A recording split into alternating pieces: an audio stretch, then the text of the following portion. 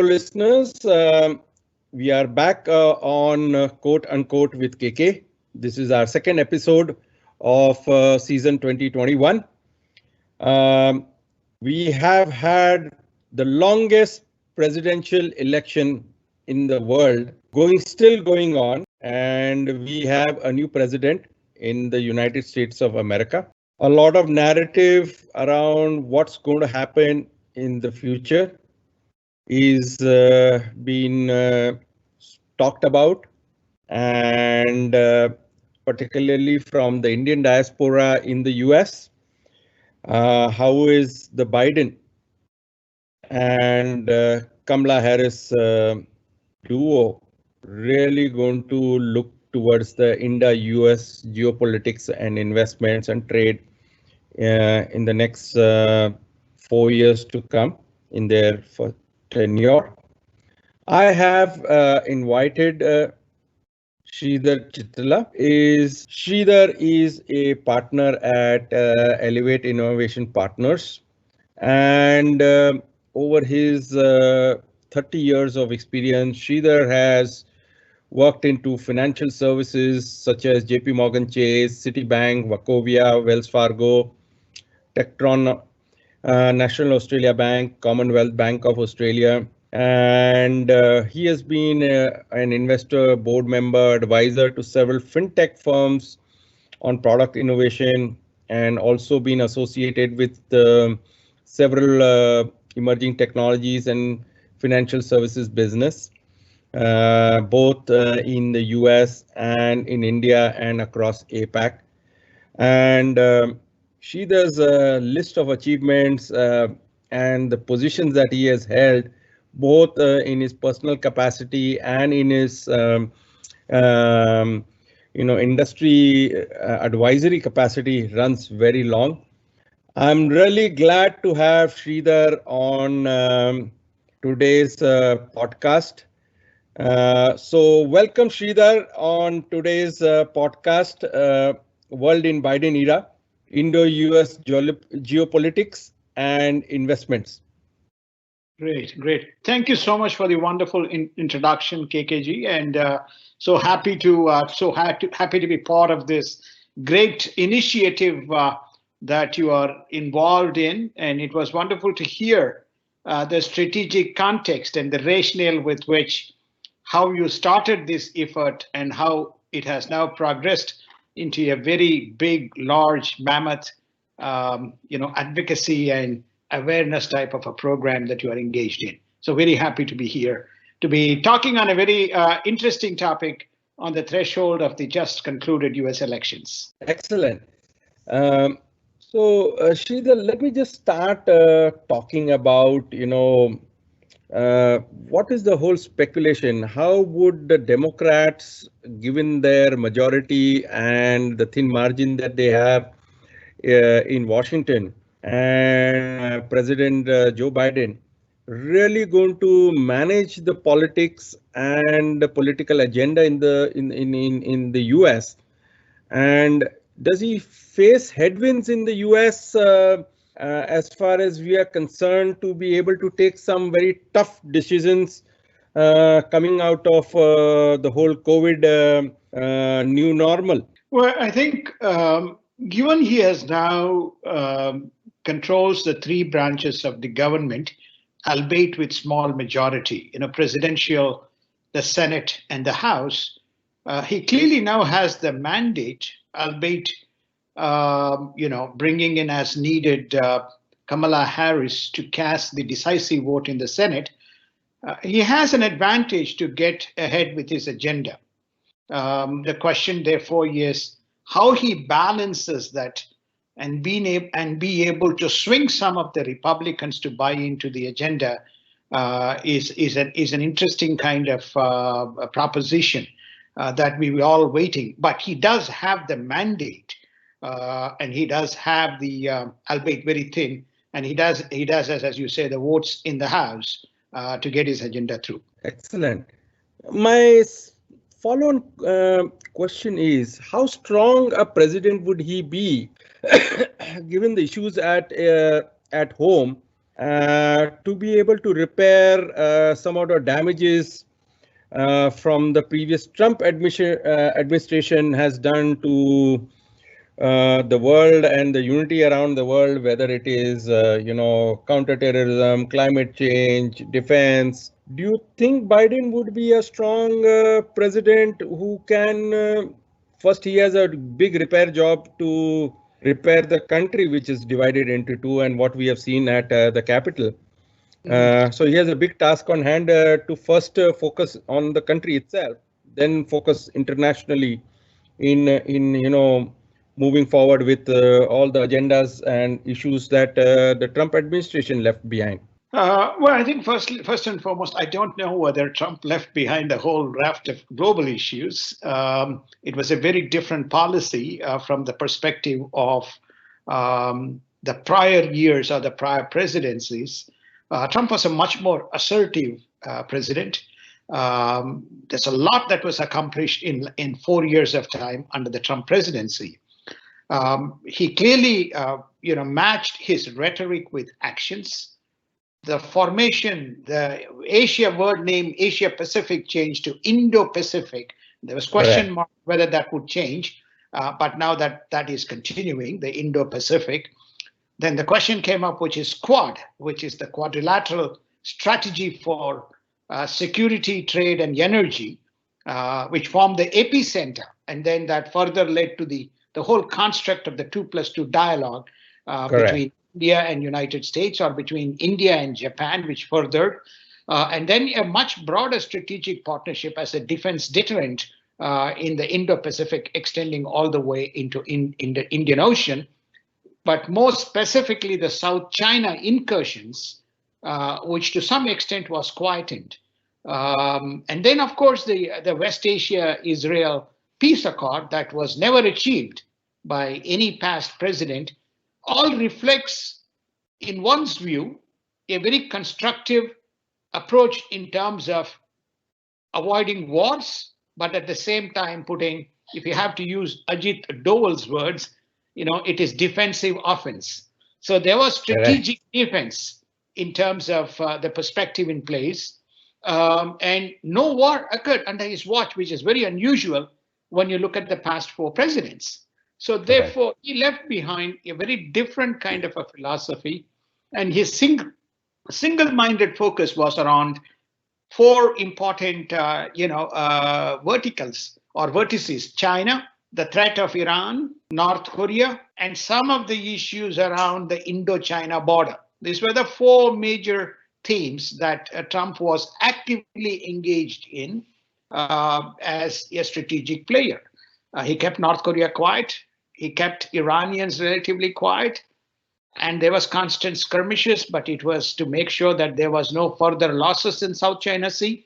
And India stood by United States under the Trump presidency in the confrontation that is still looming in the Himalayan region between India and China. So contrary to that, Biden's policy would be there is an expectation they would be far more conciliatory to China. What does that mean? We don't know as yet. Does he mean that there is going to be free hand given to China to do what it needed to do? In my humble view, which I have stood in public and made this comment, much of the South China issues that loomed during the Obama-Biden era.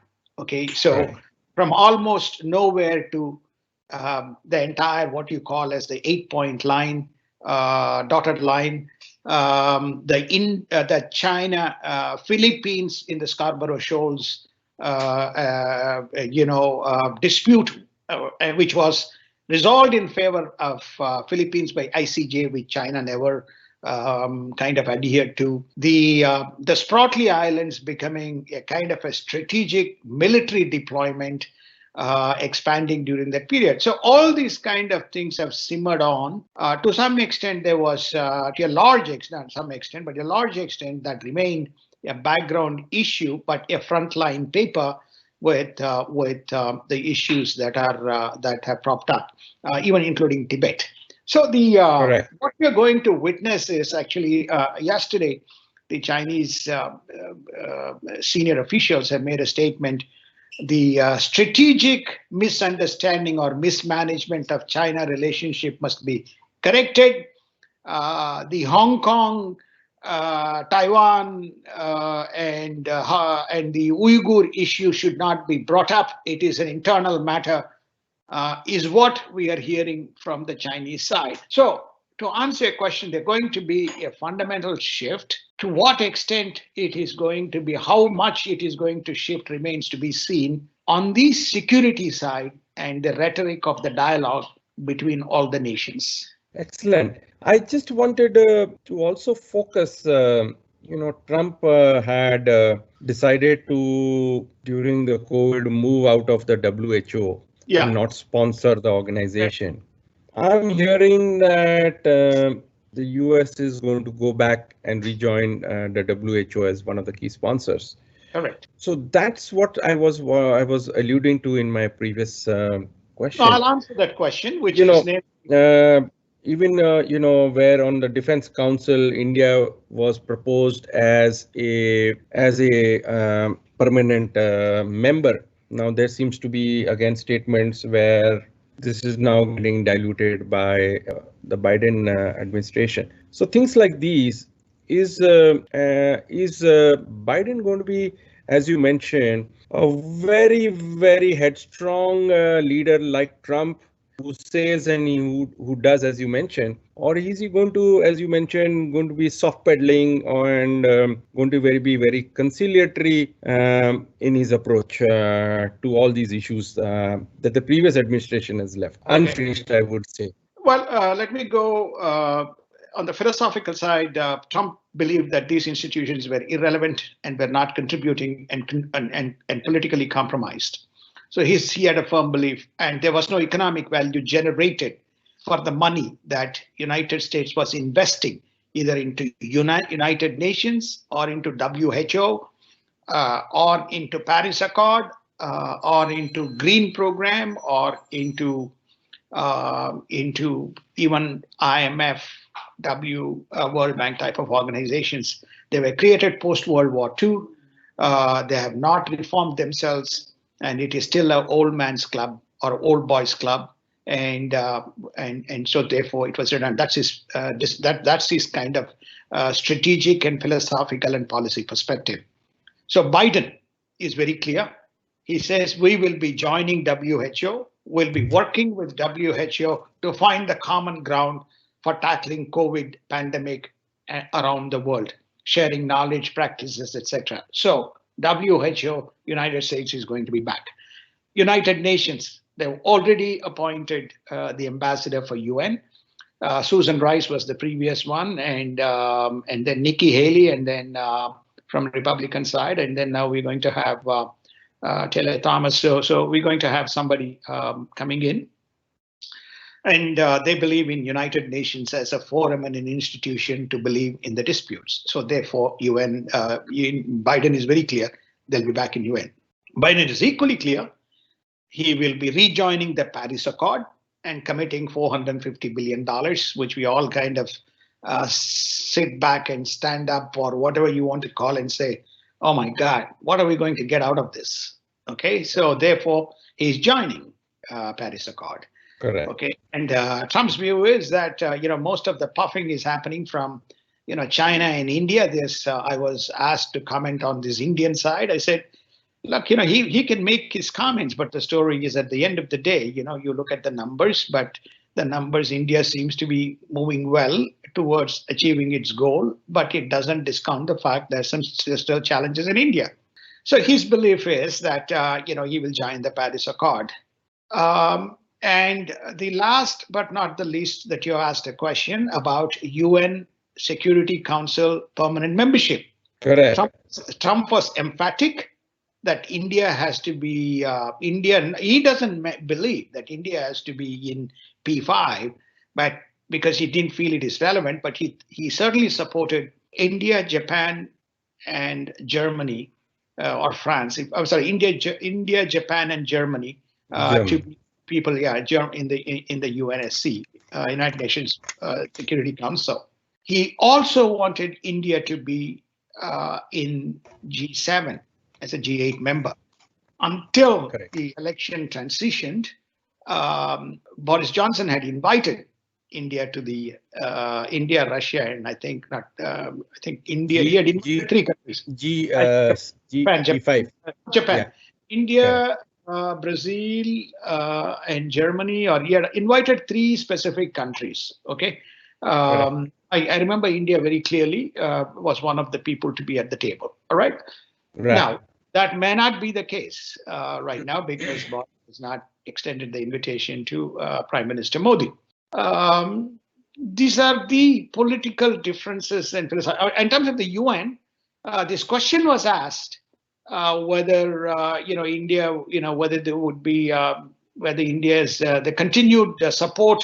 There was indications in the Obama-Biden administration for India to be in the UN as a permanent member, right? UN Security Council permanent member. But there seems to be a slightly slipping trend right now, which says that it needs to reconsider and it needs to look at the input and the views of Egypt, Turkey, Pakistan, Brazil, and so on and so forth, or Mexico. If you can, they have thrown few casts in the buts. And so to me, actually, I'll be very candid. I mean, United India being in P5 in a strategic context, this is my purely a personal view, is irrelevant. India being a key member of continued extension and provision of Quad, which is very relevant to the region. India and Japan continuing to lead that effort is far more important than P5. Okay, so now these days nobody works to sanctions. Okay, nobody works to sanctions. Iran has violated sanctions, has enriched its uranium, and is now almost days or months or weeks away from having nuclear material. It has constantly flouting and violating the norms of the oil. And Biden wants to go back to the Iran Accord that was signed. And Israel has stated, no way you're going back to that accord, and we're not going to keep quiet, and we're not going to allow Iran to be a nuclear power. So there are these policy discussions and items that are coming up. If you listen to Jake Sullivan, the National Security Advisor, if you listen to him, he says, India is pivotal and in India is important, and we need to this is his recent statement.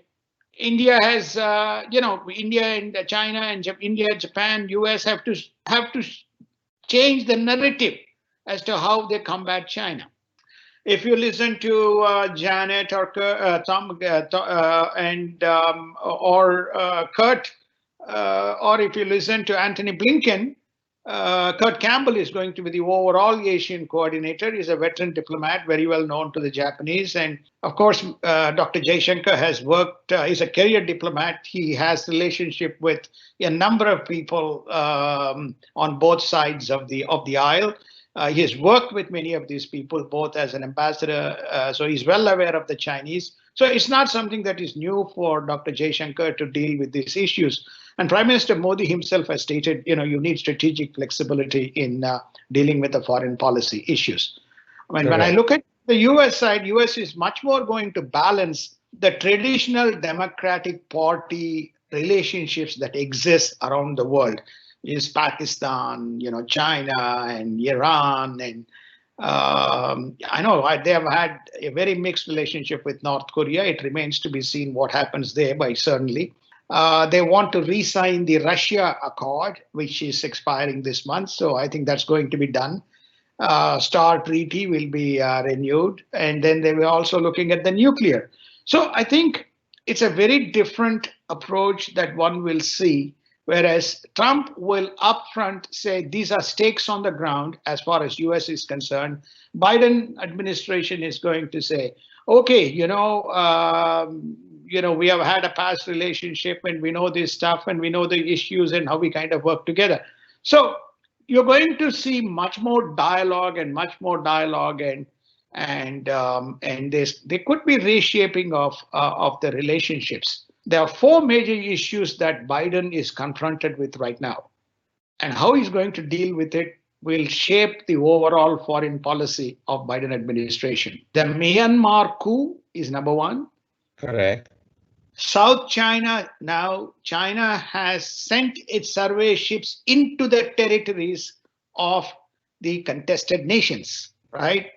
And the same China, it has also expressed its willingness to send more planes into Taiwan as an imminent threat. So how he deals with that remains a question. The Iran is going to be another big issue in the hands of Biden. And then, of course, Tibet. There is in the stimulus package, $1.2 billion of aid is set aside for the Tibetans in terms of the self-governance and Lama and so on. That's a substantive amount. So this is what the challenges that he faces. We have no idea how these decisions are going to be handled and made and what that means to the future next 4 years of Biden's foreign policy. I mean, well put, laying down the whole landscape, Sridhar, really appreciate. I want to shift a little bit gears towards India. I think in the whole presidential team, this presidential team as the highest number of Indians working for the White House ever. Is that true? And if that's true, how can the Indian diaspora really swing things for India? What do you think about it? Well, it's very interesting because, numbers don't necessarily mean things work in your favor. It is a well-known fact. Vast number of Indian Americans are, have a Democratic affinity, and Republicans tried to change the course and to bring more and more Indian Americans into the diaspora. Modi played a big role. The Trump-Modi bondage played a big role. Correct. If I have to say, if Trump contests an election to be the president of India, he will win probably hands down by a vast majority. Right.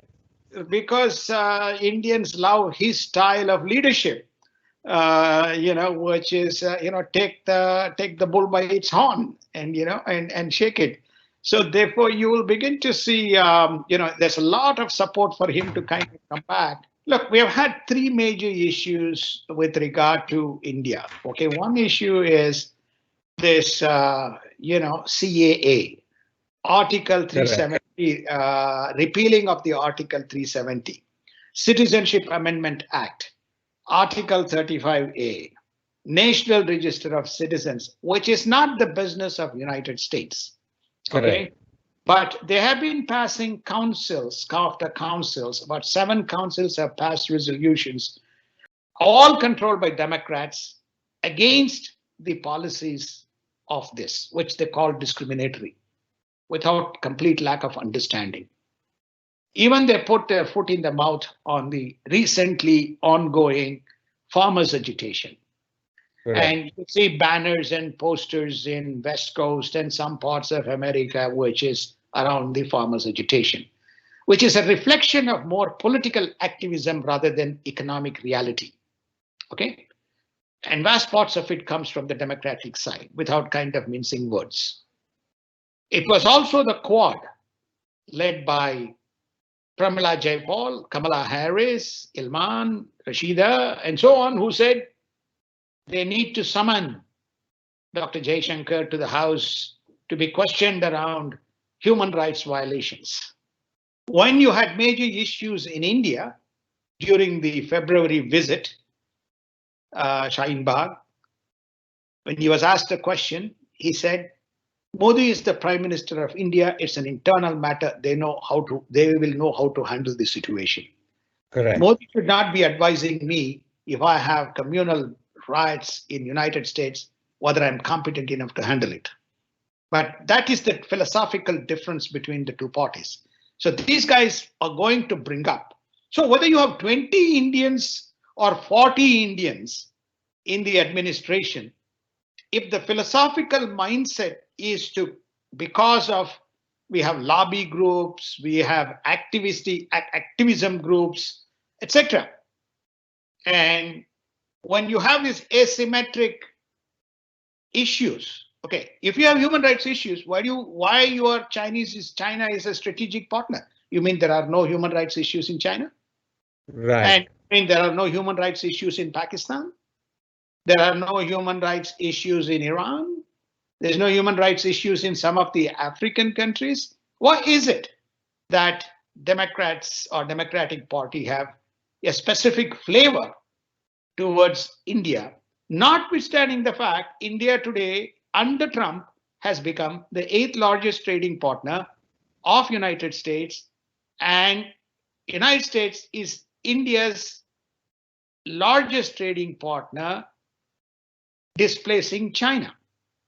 We have had a 20%, India has had 20% contraction or 25% contraction in volume of trade with China, whereas it has almost doubled when you add the energy, Correct. which made up the bulk of 39-40 million barrels. At one point of time, United States was to be used as a strategic reserve, but now I think India says it has alternate options. And India is the largest today exporter of students to United States, Correct. close to 200,000 and $8 billion in volume. Correct. So therefore, all this happened, which sometimes the Democrats don't agree, but all this happened under Trump. Right. And vast seeds of it occurred during Obama-Biden.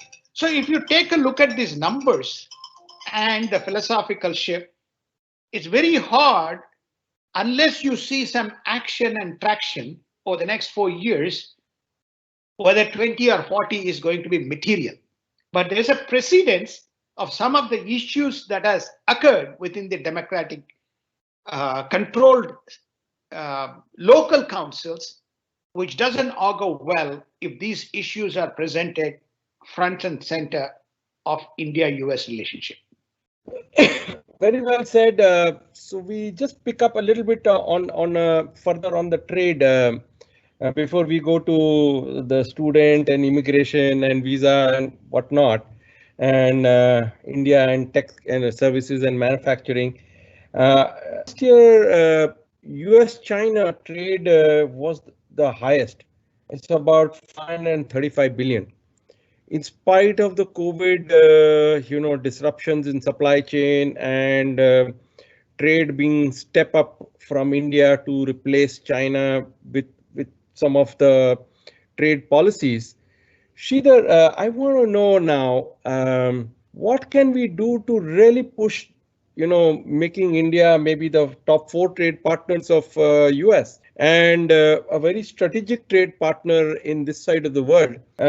What sort of agenda the Indian diaspora and the Indian government needs to set up with Biden to really convince to continue the embargo on Chinese trade and really push other trade partners forward? India, if I'm correct, I always look at it from the US side. India, if I'm correct, focuses most recently, I think there was a statement issued by the Chinese Foreign Ministry, which is that India has been influential in steering United States away from China as a strategic player, raising a raft of issues, including the Tibetan and the Himalayan skirmishes, and then unwarranted extending itself into South China and in Indian Ocean is the Quad. India responded by saying, US-China is a US-China matter. India has nothing to do with it. And I think that's generally the policy. US is a strategic partner of India. US stands by all its strategic partners, be it Taiwan, when China tried to kind of bulldoze and harass, so they supported. It said it was to support Philippines, so because US-Philippines have a dialogue. It owes to support Korea. So same thing.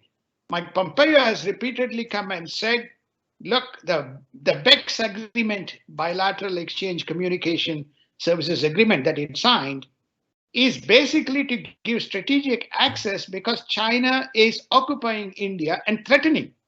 Maybe even Indian politicians don't say it, but United States came and said, and we stand with India.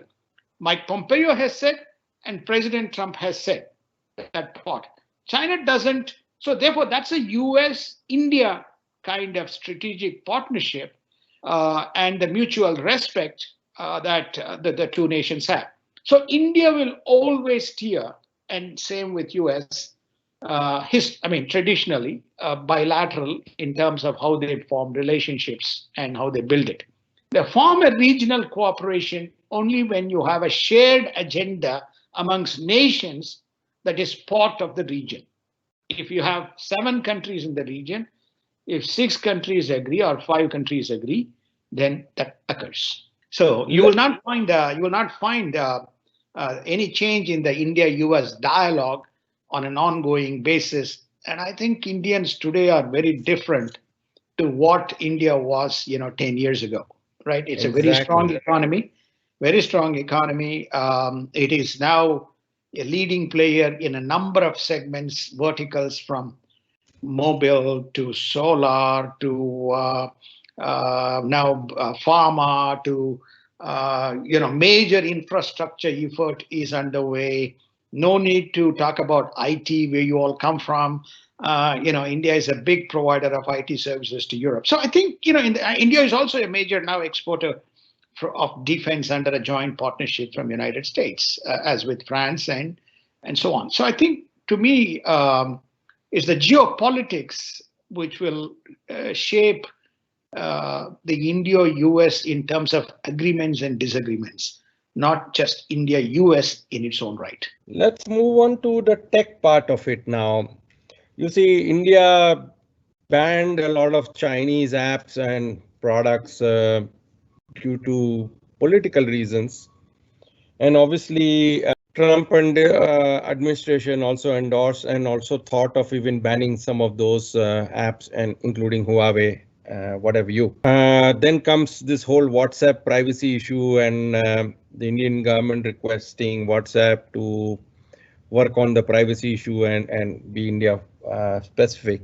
Do you think the Biden administration will support Chinese and force India to open up these apps again in Indian soil, or just because India had to hit back on one of their tech companies, there's going to be some sort of a retaliation? They're going to go and play the politics and say, okay, you open up Chinese and blah, blah, blah. And this becomes another trade war on tech and tech products coming in the future. Look, I think that as a US, United States, Indian American, I would like to see India assert its right. Okay, same as a US with a conservative kind of a mindset and a free market mindset.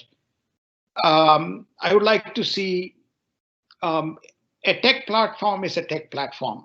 I think that's where it begins and ends. One of the biggest challenges is not geopolitics. One of the biggest challenges the world faces in the next 3 to 5 years is the unfortunate collaboration of tech, media, and the so-called, liberal cum jihadi kind of networks. The influence is unfairly prejudiced or biased towards one side of the fence.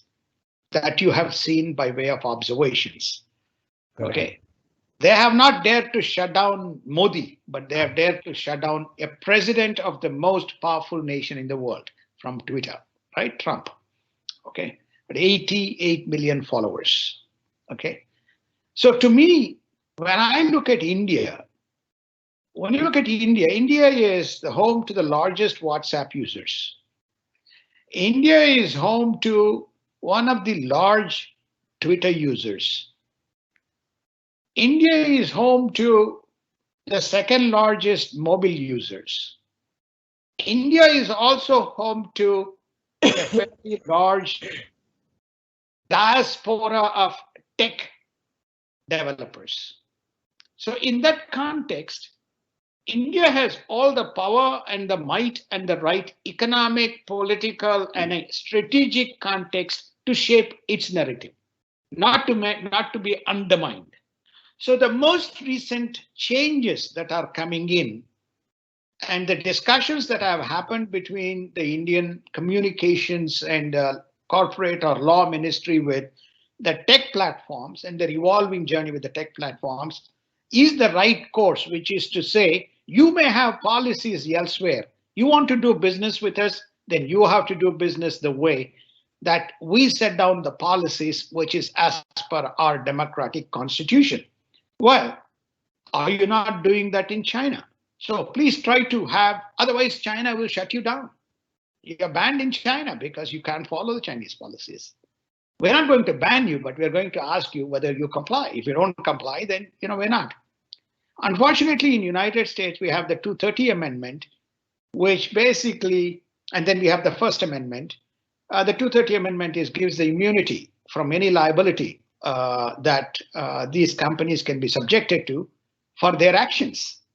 So that's why they are behaving like intermediaries. So the point that I'm trying to make is that India has to determine its course. US absorbing these applications does not mean India will follow the same. India followed because there was political and military threat from Chinese threatening the sovereignty of India. There was also lots of activism within. I think they arrested few people, 3, 4, 5 people, in India. So therefore, I think India's decisions stand, vindicated on the basis of what it believes it's beneficial, or whether it is not a political or military threat to the sovereignty of the nation. So I will not see, just because United States says I'm lifting the ban, India lifting the ban. No, there's no way. I don't see that. Unless China says, I'm going to withdraw from all boundaries. There's no border. India, you take back your land. We have our land. You don't interfere with us. We don't interfere with you. That's very unlikely. China never leaves. It only threatens more and more. It is just the policy of the communist policies of the Chinese, who think they own the whole earth. All they have to see is go back and look what they were, 70, 100 years ago to where they are today. So to me, I think India asserting its position is the right position, and I believe India will continue to. Moving on from here to cyber terrorism and terrorism, would love to understand how are things going to shape up? Issue on cyber terrorism and terrorism. Obviously, India and US are very much aligned, and the Trump administration was very much aligned on international terrorism and cyber terrorism. Do you think these policies would continue in the Biden era, and would India and US invest further in enhancing the tech and everything around the cyber terrorism and come up with a much more safer world in the next 4 years of this administration? It's a great question. I know there was a collaboration mooted to ban Huawei and the 5G to be developed by a consortium of Japan, France, Britain, India, United States, and many other countries were to join, which moved away from the Huawei. And India was at one of the forefront of that development.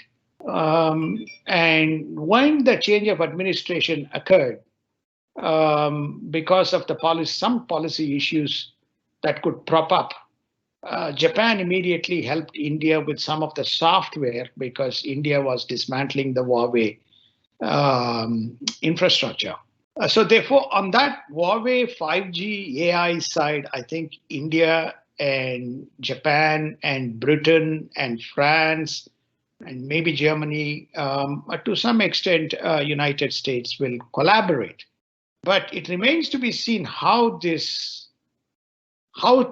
strong the US relationship in this specific domain as it relates to mitigating cyber attacks and cyber terrorism and This is on the technology development side. In terms of knowledge and information sharing, I think that probably would kind of continue. Okay. Having said that, China and Russia are considered to be a little more advanced on the cyber relative to United States or India. Okay, that's just a fact which the security experts on all sides kind of acknowledge, right? So Correct. cyber terrorism, there would be a collaboration. On the terrorism side, I think this is where this India, Pakistan, and US, Pakistan, and issues could prop up, because you have US, Pakistan, China, Pakistan, you have Iran, Pakistan, you have now Turkey, Pakistan. So how this, and then the good news here is the India, West Asia. West Asian nations are, Saudi Arabia, UAE, Oman, and all these types of people, right? So the story is how this will shape up is West Asia. I think India has got both on the investment side as well as on the security side, well tied up. On the deal that $35 billion deal that was, or $35 billion deal that was signed by the UAE on the latest F-35s is now is what you call as a hold, because Biden administration is reassessing all the export commitments on the military technology, right? I mean, what they're going to do, we don't know. So on the terrorism side, you talked about some of these 20 people. Remember, there's also a lot of Pakistani Americans who are part of the Biden administration in very key and strategic positions, just as these Indian Americans are. So therefore, I'm not very optimistic on the terrorism side under the present Biden administration. The classic example is what happened on 26th November during that specific phase, right? So I'm not kind of so positive. So it is going to be a simmering issue, but India will deal with it. We also have the China-Pakistan digital belt road. We also have the China-Pakistan, the new road that they're trying to lay from. That's a little bit on the back burner at this point in time. Yeah, the Chinese having kind of pulled back, and so there's good. So I think that to answer your question, I think we're cyber. I think there would be on the terrorism side. We need to see. Excellent. My son is studying in US. He just got a job, and I don't know what's going to happen in future when Trump had put visa bans and everything on students getting visas for students and whatnot, and then suddenly this whole simmering issue of H-1B visas and tech visa green card issues for the techies, Indian techies working in the US, pursuing the American dream. What do you think would happen now on the immigration issue? I'm more worried as a father. Do I need to call back my son after he finishes his whatever quota of his years in the US, or does he pursue an American dream? Right. Okay. I think I'll give you two answers for this. Okay. The first answer that I would give you is United States is going to decriminalize illegal border crossing. Okay. Decriminalize. So in other words, what they're saying is, if you happen to be in the border and if you come across the border as illegal, we're not going to treat you as a criminal, and we're going to somehow figure out as to how to harmonize you. Okay. So there is a completely diametrically opposite policy, which is opposed by Customs and Border Patrol, called CBP, right? The second is called as open borders, so which is effectively to say, we need to have much more open borders. There is a conciliatory policy on asylum seekers. There's going to be an officer in charge. So to answer your question, if your son were to kind of have a backpack and be in the Mexican border and figure out a way to cross, is come into United States and then wait for 5-year, 8-year, 10-year normalization process. So we have opened the world. Just today, the news is that We have to harmonize all these 12 million illegal people and integrate them into the society. We've got to find a way. So it's good news for you on that front. He's already in. So he's already in. Better not go for the green card process, which takes, I don't know, 10 years, 15 years in some of the places. Better to just cross the border and enter illegally. Yeah, easy. Not like us. People came 40, 50 years ago, 40 years ago, go through TOEFL and GRE1 and GRE2 and recommendation letters and get the parents to borrow money and and make your way and study and get scores and do 2 masters and then find a job and then go through the normalization. You just stand in the border, you come across, you find a way, you're in. You have the basic skills and talent, you can work. It's a new America that that we are creating here. Okay, so it's much easier under the Biden, under this new progressive democratic policies that are likely to come in. Now, in terms of the future, I don't know what the Indians when I look at the next 20 years, 34% of the global GDP comes from Asia today. If I take 2030, close to 40% of GDP, if I take 2030, it's 40%, 2040, it's about 44%. By the time we get to 2050, which is not too far, or even you take next 10, 15 years, Asian GDP will contribute 54 to 56% of the world GDP. So the economic balance has shifted. Vietnam is China 2 on manufacturing.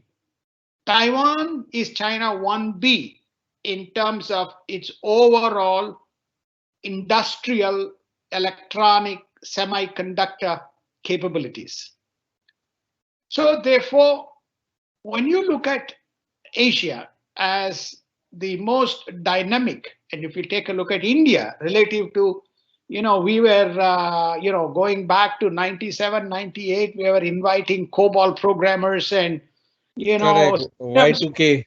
Autocoder programmers, assembler to fix our IT systems. Okay, the world has changed today. I don't even know many technologies that kind of drive these new social and collaborative and AI and robotics and all these kinds of, wham bam stuff. So India is kind of evolving there. So I see a bright future is about a global dream with an Eastern mindset. And so East is where the future is. By the time we get to 2050, United States GDP as a relative global share from 27% is going to come down to about 14%. Well, that tells you where the world is heading, which is the reason why the whole economic, trade, and security strategy of Modi is act east and look east, which aligns with Japan, which aligns with Vietnam, which aligns with Singapore, to some extent, which also aligns with West Asian nations. So I think that would be my answer to you, KK. Excellent, Sridhar. I'm afraid we have run out of time, but I'm really glad to have got your mind and your thoughts on what's going to happen. It's been really enlightening for us and the audience here, what's really going to pan out. And at least some of our audiences have gained hearing from you what's going to happen next, or what are the possibilities on the India-US front.